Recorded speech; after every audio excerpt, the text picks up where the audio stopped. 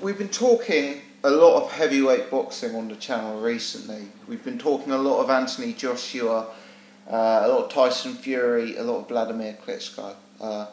So I wanted to mix it up a bit. You know, this isn't a channel just for heavyweight boxing. And in my opinion, there's a really interesting fight happening in the welterweight division at 147 pounds. And that's a very relevant thing to say, because in the modern age of catchweights and especially with one of the fighters involved in this match, the fact that it's at 147 is an extremely relevant factor in me sort of coming to a decision on who I'm rolling with in this particular fight. But the fight I'm talking about is Paulie Malignaggi versus Danny Garcia. Now, at first glance, this should be a cakewalk for Danny Garcia. You know, Garcia is a much lauded guy, very highly rated, stepping up in weight class against a guy very much towards the end of his career, against a guy who has got other commitments outside of boxing, against a guy who was pretty badly knocked out last time he stepped foot in a professional ring, and against a guy in Paulie Malignaggi who, if we're honest, tends to lose when he steps up in level and fights at the top class. You know, Danny Garcia's got an excellent resume, and in terms of resume alone, Garcia's one of the top guys out there pound for pound in terms of resume. You know, KO victory over Amir Khan, outpointed Lucas Matisse, dropped Matisse in that fight, outpointed Herrera, outpointed Lamont Peterson, the list goes on. Resume alone, box rec alone, this guy is absolutely top quality, and it should be an easier fight for him. However, as we know, resume alone is not what boxing is fought over, and for me, this is a much more complex affair than first meets the eye. If we talk about the fight briefly, if we talk about Danny Garcia as a fighter, I mean, I've mentioned his resume. I mentioned his win over Lamont Peterson, his win over Mauricio Herrera, his win over Amir Khan. But in his own way, he's been very unconvincing on all of those occasions. You know, the Amir Khan fight, he was getting soundly outboxed before finding a power punch that changed the game. The Mauricio Herrera fight, the Lamont Peterson fight, very dubious. I personally felt he won the Lamont Peterson fight, for example, but for me, Lamont appeared to have the higher calibre of work, and effectively Lamont's issue on that night was starting very slowly and not having a high enough punch output. Danny Garcia, as Dwyer says, is a mid-range hooker. He does appear to be the kind of guy who can be outboxed. For me, the way to beat Danny Garcia is very simple. It's classic boxing technique. It's the jab and move. You don't want to stand in the pocket with him. You don't want to trade with him. You don't want to play into his game. You want to frustrate him with movement like Lamont Peterson did. You want to pepper him with straight jabs and straight 1-2s like Amir Khan did. And if you do that, in my opinion, this guy becomes imminently beatable. For me, Danny Garcia doesn't have anything spectacular about him, despite his spectacular resume. The Amir Khan fight has given people the impression that this guy's a very big puncher. But if we're honest, Danny Garcia, whilst he can crack a bit at 140, he does clearly carry some power. I'm not saying he's a feather-fisted puncher, but if we take that Khan fight aside, which was a visually impressive performance, he isn't actually by any means the biggest knockout puncher out there. In terms of his knockout KO ratio, in terms of how his big fights have ended, as I say, he went the distance with Matisse, with Zab Judah, with Herrera. There's sort of highlight reel knockouts against Amir Khan, Rod Salka. But for me, this guy isn't actually the biggest puncher at the elite level of 140. And stepping up to 147, where you've got really big guys in the division, guys like Kell Brook, Keith Thurman, Marcus Maidana, he's not going to be hitting as hard as those guys at 147. So I'm not convinced about him as a power puncher at 140, let alone at 147. And the type of fighter I think soundly beats Danny Garcia is the Floyd Mayweather, the Erislandy Lara, that kind of, I know Erislandy Lara's a different weight, but my point is that type of fighter I think can beat him. Fundamentally, I think a real slick technician could simply get on his bike, run circles around Garcia and jab his head off and frustrate him and outclass him.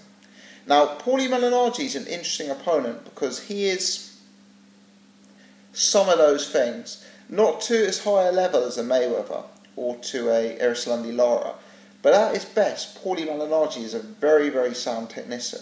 And we know he's an excellent boxing brain. We know that from his career as an analyst.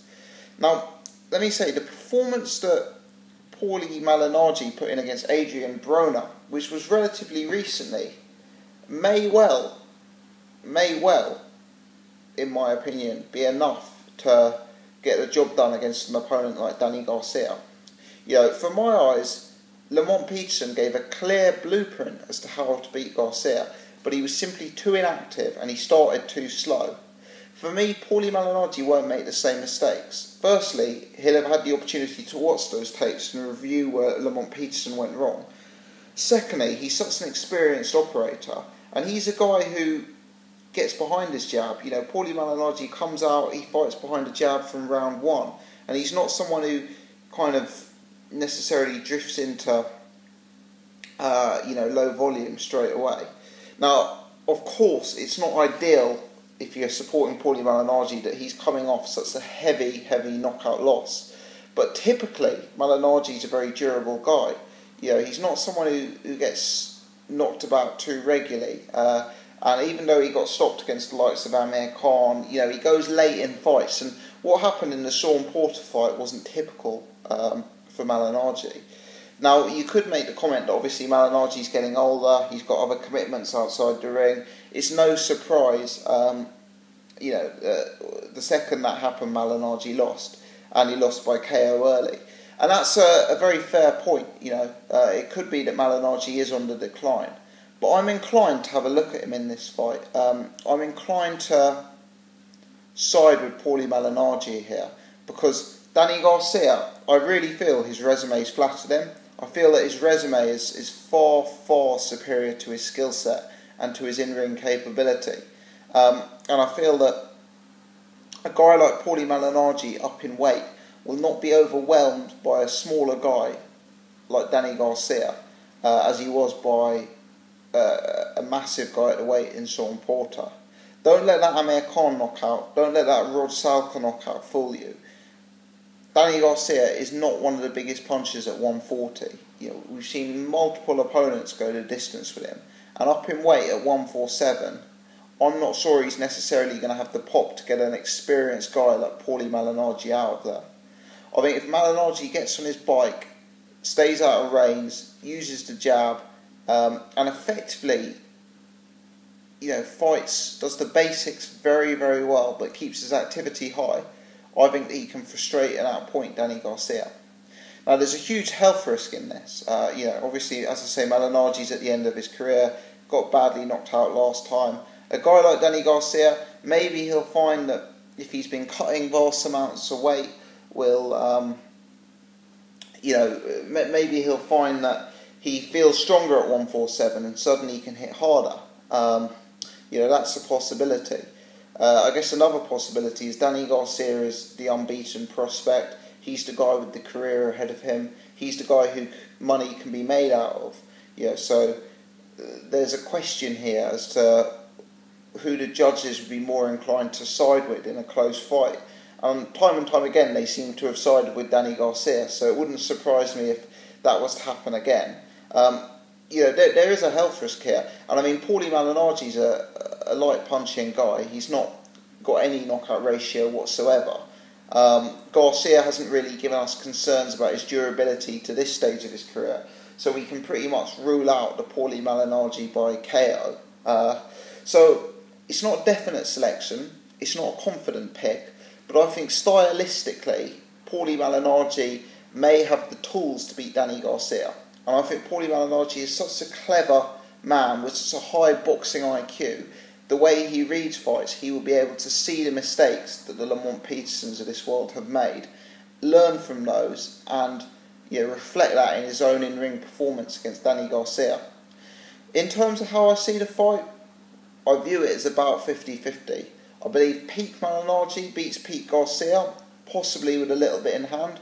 But I think the knockout loss, getting older, maybe the judges being on Team Garcia, or not on Team Garcia, but being inclined to lean towards Garcia, I view it as more of a 50-50 matchup. And I do appreciate the public consensus will be that Danny Garcia is the likely favourite. With that being said, I think the bookmakers have priced this fight absolutely ludicrously. I was on oddschecker.com earlier, and Bet365 appear to have the fight priced in the following way. Danny Garcia, 1-9 on. In other words, you need to stake £9 to win £1 on Danny Garcia. Paulie Malignaggi, 11-2 against. I.e., if you put £2 on, you get £13 back, an £11 win plus your £2 stake return. I think at those prices, there's big value. I really do. I could see Malignaggi winning this fight, and I think if the guys fought 10 times, I'd expect Malignaggi to win 4-5 of those occasions. I do think on his day, he's got the tools, the skills, and the IQ to really beat and outclass Danny Garcia. At those prices, I'm inclined to have a small bet on Paulie Malignaggi. It's one of those bets where you don't necessarily place it convinced that you're going to win, but you place it from a value perspective. You place it on the basis that the price you are getting is more than a fair reflection of your man's chance of winning. And at 11-2, I think that suggests that, Paulie Malignaggi is something like let's say that suggests he has certainly less than a 20% chance of winning the fight. And I just don't think that's reflecting reality whatsoever. So I'd be inclined to have a look at Paulie Malignaggi. There's a huge health risk there. There's every caveat in the book as to why he won't win, why it's not his time, and why the momentum will be in the young, undefeated money fighter Danny Garcia, who's stepping up in weight. But there's holes to Garcia's game. And funnily enough, just the kind of guy who's going to exploit them is the dancer, the mover, the technician, the jabber. Paulie Malignaggi can still bring those things to the table. And I don't think Danny Garcia at 147 is going to be as fearsome as Sean Porter was when he stopped Paulie Malignaggi. Let me know your thoughts. Thanks for watching. If you've enjoyed listening to me on this one, please like this video, give me a thumbs up. I'd very much appreciate that. Thanks for watching. Hope to speak to you all soon.